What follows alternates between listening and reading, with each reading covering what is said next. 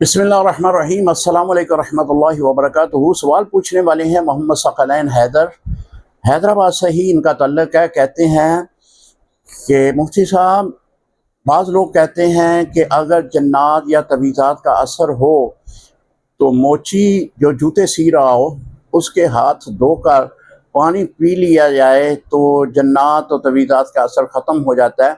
क्या ऐसी कोई शरीयत में कहीं कोई ज़िक्र मिलता है? मोहतरम, बस ये किसी ने अपनी तरफ से बात बना दी है।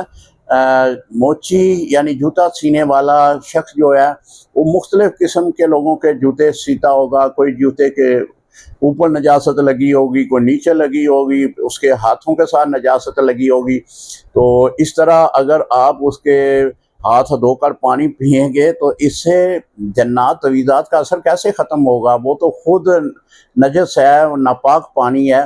तो उससे ये मामलात हल नहीं होंगे।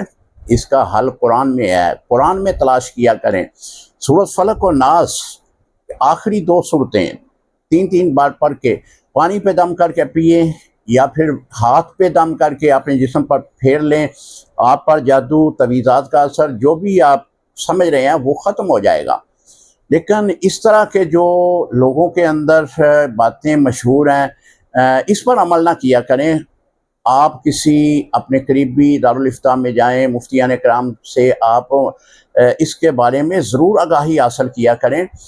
सुनी सुनाई बातों पे अमल ना करें। अगर आप उस मोची यानी जूता सीने वाले के हाथों को धोकर पानी पिएंगे तो लाजमी तौर पर वो नापाक होगा, और नापाकी में शिफा नहीं है। अस्सलाम वालेकुम रहमतुल्लाहि व बरकातहू।